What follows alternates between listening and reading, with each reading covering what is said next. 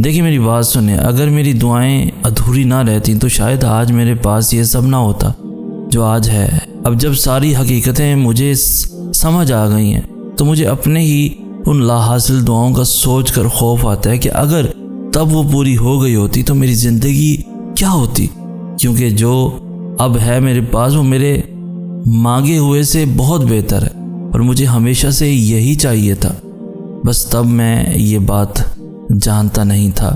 لیکن میرا اللہ جانتا تھا، اور اس نے مجھے وہی دیا جس کی مجھے سب سے زیادہ ضرورت تھی۔ پھر بھلے شروع میں مجھے وہ چیزیں بری لگتی تھیں، لیکن اب میں ان کے ساتھ بہت خوش ہوں، اور اب مجھے سمجھ آیا ہے کہ اللہ سے بہتر کسی کا فیصلہ نہیں، اس کا انتخاب میرے ہر انتخاب سے بہتر ہے۔ کبھی کبھار ایسا بھی ہوتا ہے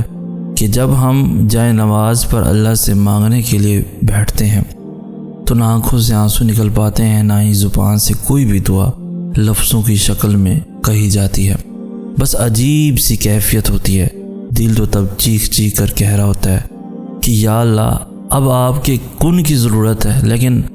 لب اس درد کو بیان کرنے سے قاصر ہوتے ہیں، اور پتہ ہے اس لمحے تمہاری اللہ سے نہیں، تمہارے دل کی اللہ سے گفتگو ہوتی ہے، اور جب ٹوٹا ہوا دل خود اللہ کی بارگاہ میں جا کر اپنی کرچیوں کو سمیٹنے کے لیے التجا کرتا ہے نا، تو اللہ اس کے لیے اپنی مدد نہیں بھیجتا، بلکہ اللہ خود اس کی وہ کرچیاں سمیٹتا ہے۔ اللہ تب وسیلے نہیں بناتا، بلکہ اللہ خود وسیلہ بن جاتا ہے۔ تمہاری یہ خاموشی اللہ کے ہاں بڑا زور کا شور مچا دیتی ہے، اتنا شور کہ آسمانی خلق ساری اس چپ کی آواز سے چونک اٹھتی ہے، اور پھر وہ ساری خلق تمہارے حق میں اللہ سے دعا کرتی ہے اور فریاد کرتی ہے کہ یہ جو درد سے تڑپ پڑا ہے، یا رب اسے شفا دے دے، اس کے لیے کن فرما دے۔ جب آسمان تمہاری آواز سے لرز سکتا ہے تو سوچو اس رب کی کیفیت جس نے فرمایا میں تمہاری شہرک سے بھی زیادہ تمہارے قریب ہوں۔ سوچو تمہاری جس خاموشی کا شور عرش تک پہنچ سکتا ہے، اسے کیا تمہارے دل میں رہنے والے اللہ نہیں سن سکے گا؟ وہ سب سنتا ہے، وہ سب جانتا ہے، تب بھی جب تم کہتے نہیں، اور تب بھی جب تم کہنا نہیں چاہتے۔ وہ دھڑکن ہے اور وہ دھڑکنوں کی سنتا ہے، پھر ایسے معجزے کرتا ہے کہ دل پھر سے جی اٹھتا ہے، دھڑکنیں پھر سے بحال ہو جاتی ہیں، اور ویران آنکھیں شکر سے بھر جاتی ہیں، پھر کرچیاں بھی سمٹ جاتی ہیں اور شفا بھی مل جاتی ہے۔ جانتے ہو یہ کیسے پتہ چلتا ہے کہ اللہ تم سے محبت کرتا ہے؟ جب گناہ کے فوراً بعد تمہارا ندامت بھرا ضمیر تمہیں توبہ تک لے آئے، جب مایوسی کے بعد یکدم کوئی طاقتور سا معجزوں کا خیال تمہیں واپس اللہ تک کھینچ لائے، جب ہار کر گرنے ہی والے ہو کہ اچانک سے تمہارے ذہن میں تہجد کی ترکیب آ جائے، جب رفتہ رفتہ حالات اتنے خراب ہو جائیں کہ تمہارا بے نمازی دل تمہیں سجدوں تک گھسیٹ لائے، جب وقت سے پہلے ہی اللہ تمہاری دعاؤں کی حقیقت تم پہ کھول دے اور تم بچ جاؤ، جب سب کچھ تمہارے ہاتھ سے نکل جائے، صرف تم رہ جاؤ اور تمہارا اللہ رہ جائے، تو سمجھ لینا کہ اللہ تم سے پیار کرتا ہے۔ ہر وہ چیز، ہر وہ انسان جو تمہیں گھما پھرا کر واپس اللہ کے پاس لے آئے، وہ اللہ کی محبت ہے۔ پھر بھلے ہی وہ چیز تمہیں ملے یا نہ ملے، کسی کا مل جانا بھی اللہ کی محبت ہے، اور کسی کا کھو جانا بھی۔ آزمائشیں بھی نعمت ہیں اور آسانیاں بھی۔ اللہ جسے جتنا آزماتا ہے اس سے اتنا ہی محبت کرتا ہے، کیونکہ وہ جسے محبت کرتا ہے انہیں ہمیشہ اپنے قریب رکھتا ہے۔ ہم نہیں جانتے کہ ہماری دعاؤں کے جواب کس راستے سے ہم تک آنے والے ہیں، لیکن اللہ جانتا ہے، اس لیے ہمیں اس کے منتخب راستوں پہ چلتے جانا ہے اور یقین رکھنا ہے کہ وہ راستے ہمیں وہیں لے جا رہے ہیں جہاں سے معجزے ہم تک آنے ہیں۔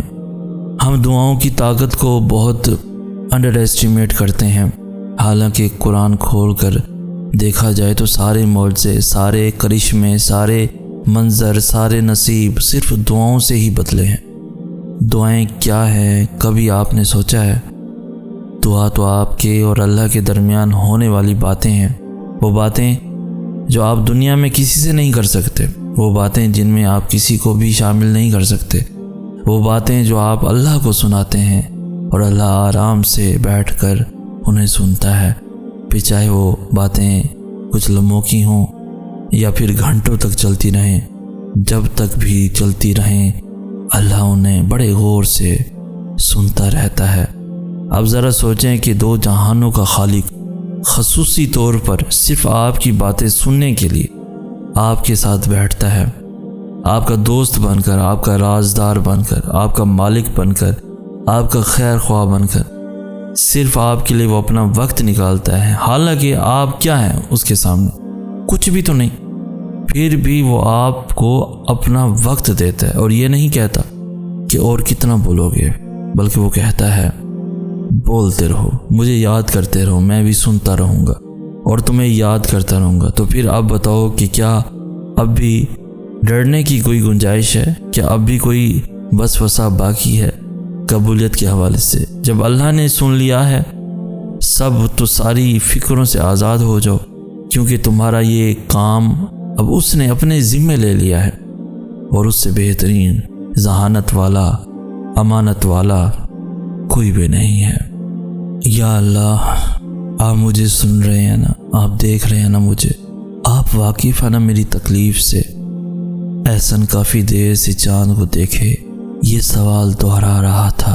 وہ ٹوٹ چکا تھا، بالکل اس کے درد کی انتہا ہو گئی تھی، آنسو تھے کہ تھم نہیں رہے تھے، تڑپ رہا تھا، اللہ اللہ پکار رہا تھا، زندگی سے ہارا احسن بے سکونی کے عالم میں ادھر ادھر بھٹک رہا تھا، لیکن اسے سکون میسر نہیں ہو رہا تھا، ایسا محسوس کر رہا تھا جیسے پوری دنیا میں اس سے زیادہ تکلیف میں کوئی بھی نہیں ہوگا۔ مجھے تھام لیجیے میرے پیارے اللہ، میری بے چین روح کو سکون دے دیجیے، کوئی راہ نکال دیجیے میرے لیے، میری ہمت ختم ہو رہی ہے، میری آزمائش کا وقت ختم کر دیجیے۔ جب اللہ کا بندہ اتنے سچے دل سے، اتنی طرف سے اللہ کو پکارے تو کیسے ممکن ہے کہ اللہ اس کی پکار انسنی کر دے؟ احسن کا بس یہ بولنا تھا، اس کا رب کا سن لینا تھا۔ اچانک فجر کی اذان کی آواز اس کے کانوں میں گونجنے لگی، جیسے اللہ کہہ رہا ہو لوٹ آؤ میری جانب، میں تمہارے انتظار میں ہوں۔